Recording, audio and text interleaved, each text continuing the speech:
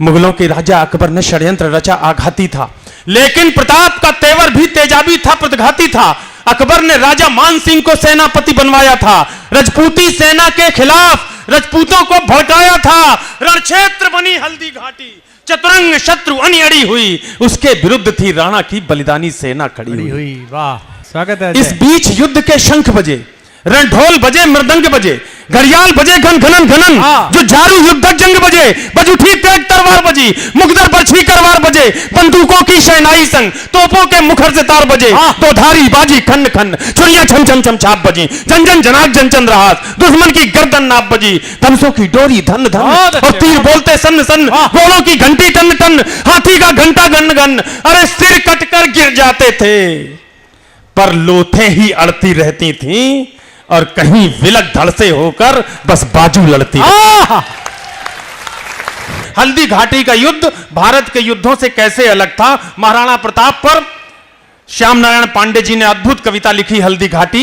मेरी क्षमता उतनी बड़ी नहीं थी, मैंने उनके घोड़े चेतक पर लिखी है। मैं आज ज्यादा खुश हूं कि मैं नौजवान पीढ़ी के सामने, माताओं के सामने हूं। उन बच्चों को भी पता लगे कि एक देश में एक घोड़ा भी ऐसा हुआ जिसने इस हिंदुस्तान को गौरव करने का मौका दिया, जिसके पराक्रम से आज भी इतिहास भरा पड़ा हुआ है। आप सबको पता होगा, वियतनाम का एक मंत्री कभी भारत आया था। भारत आकर के यहाँ की इंतजामिया से उन्होंने कहा कि मैं हल्दी घाटी जाना चाहता हूं। हल्दी घाटी जाने के बाद वहां की एक मुट्ठी मिट्टी उसने अपने बैग में रखी। पत्रकारों ने पूछा, ये मिट्टी क्यों ले जा रहे हो? उसने बताया कि हम सिर्फ इसलिए ले जा रहे हैं कि हमारे घर से जब मैं चला था, मेरी मां ने कहा था, बेटा मेवाड़ की वो माटी लेकर के आना जहां महाराणा प्रताप जैसा बहादुर पैदा हुआ था। इस मिट्टी को हम अपने देश की मिट्टी में मिलाएंगे और देखेंगे कि कैसे वीर पैदा होते हैं। मैं निवेदित करता हूं, चेतक को 4 पंक्तियां समर्पित करते हुए कविता की शुभारंभ करता हूं। डॉक्टर साहब, आपका आशीर्वाद सुनिए। मुगलिया काल में जलालुद्दीन अकबर के गाल पर कमाल के चांटे सा पड़ा था युद्ध। क्या भाषा है नौजवान दोस्तों, मन के साथ कैसे अलग था हल्दी घाटी का युद्ध। मुगलिया काल में जलालुद्दीन अकबर के गाल पर कमाल के चांटे सा पड़ा था युद्ध। राजा मेवाड़ के प्रताप महाराणा, उनके माथे पर सोने के मुकुट सा जड़ा था युद्ध। वाह, हल्दी की घाटी में, वीर परपाटी में, मेवाड़ की माटी में मौत सा अड़ा था युद्ध। दूजे युद्ध, अन्य युद्ध, घोड़े पर बैठ लड़े शेर, वहां शेर पर सवार बबर शेर ने लड़ा था युद्ध। शेर पर सवार बबर शेर ने लड़ा था युद्ध। 4 पंक्तियां और कविता के परिचय की, उसके बाद सीधे कविता शुरू करता हूं। सुनना कि भारत की माटी का वंदन अनेक बार, चंदन समान इसे मस्तक लगाता हूं। वीर रजपूतों की वसुंधरा वो वीर भूमि, रंगीले राजस्थान को मस्तक झुकाता हूं। चेतक के सवार महाराणा प्रताप, उन्हें श्रद्धा की शौर्य शब्द समिधा चढ़ाता हूं। तालियों की गूंज से हौसला बढ़ा दो आप, चेतक की टापों की गूंज सुनवाता हूं। चेतक की टापों की गूंज सुनवाता हूं। अभिनंदन करता हूं, प्रणाम करता हूं, कविता निवेदित करता हूं, सुनिएगा। वाह। पानी है बनास का, इस पानी से तुम तन मन धो लो। इस बहादुरी की धरती में तुम पौरुष की फसलें बोलो। तुम वीर पुत्र हो वीरों के, वीरों जैसे निर्भय डोलो। बस एक धर्म है देशभक्ति, तुम उसके अनुयायी हो लो। है प्यार अगर इस धरती से, तो फिर दोनों बाजू खोलो। राणा चेतक के साथ साथ भारत माता की जय। अभिनंदन करता हूं, पूरे मन के साथ आप जुड़े हो। राणा प्रताप के परिचय का पहला बंद निवेदित करता हूं। कौन थे राणा प्रताप? जो सूरज के आगे चलता, वो उस रथ का हकवैया था। मन से सुनोगे तो हृदय में उतर जाऊंगा। और डॉक्टर साहब अगर 40 बार आए हैं तो 4 बार आने का दावा मैं भी करके जाता हूं, बस मन के साथ सुन लीजिएगा। जो सूरज के आगे चलता, वो उस रथ का हकवैया था। हकवैया, जो नाव डूबती जाती थी, वो उसका प्रबल खिवैया था। उस नर नाहर ने मातृभूमि का पूरा कर्ज उतारा था।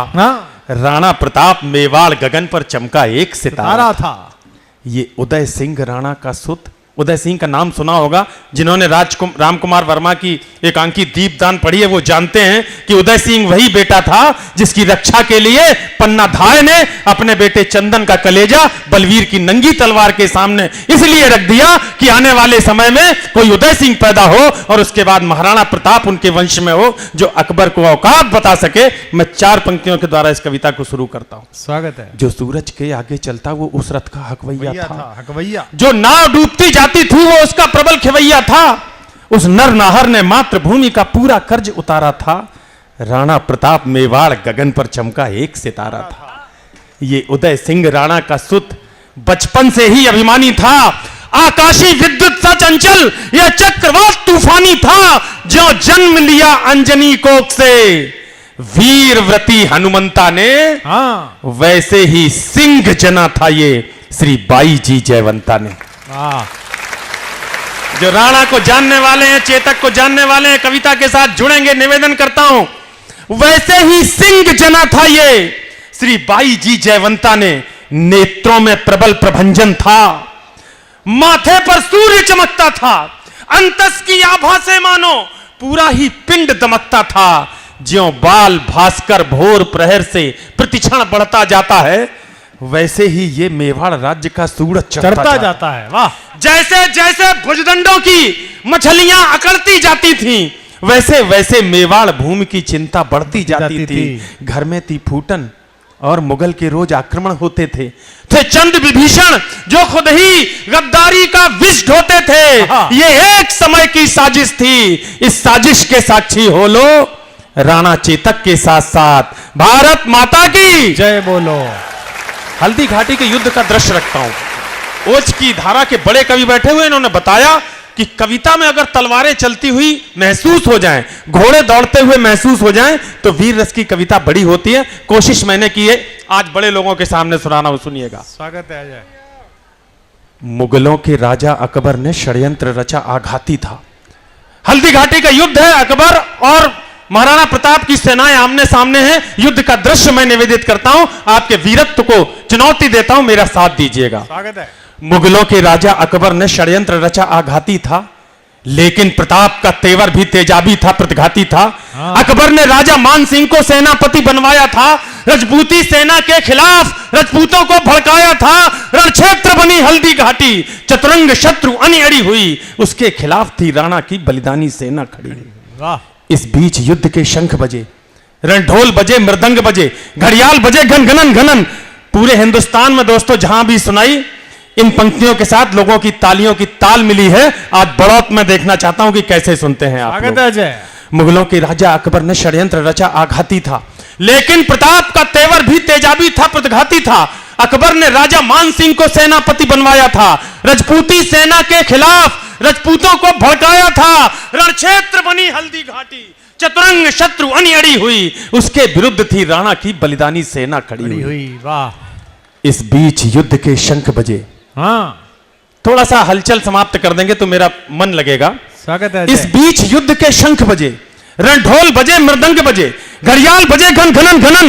जो झारू युद्ध जंग बजे, बज उठी तेज तलवार बजी, मुखदर बरछी करवार बजे, बंदूकों की शहनाई संग, तोपों के मुखर से तार बजे, दो धारी बाजी खंड खंड, छुरियां छम छम छम छाप बजी, जन जन जनाक जन चंद्र हाथ, दुश्मन की गर्दन नाप बजी, धनुषों की डोरी धन धन, और तीर बोलते सन सन, घोड़ों की घंटी टन टन, हाथी का घंटा गन गन। अरे सिर कटकर गिर जाते थे, पर लोथें ही अड़ती रहती थीं, और कहीं विलक धड़ से होकर बस बाजू लड़ती।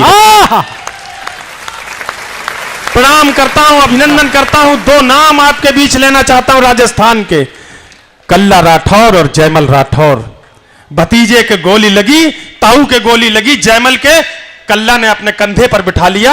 चारों हाथों में तलवारें थी। अकबर की सेना ये देख करके दंग थी, कौन सा ये देवता है जो चारों हाथों में तलवार लेकर लड़ रहा है। बीते दिनों डॉक्टर साहब के साथ उदयपुर गया, वहां जाकर के देखा मंदिर में आज भी वो 4 हाथों वाला देवता विराजमान है। ऐसी धरा को प्रणाम करता हूं, उस बड़े योद्धा को प्रणाम करता हूं, कविता निवेदित करता हूं। जुड़िएगा दोस्तों।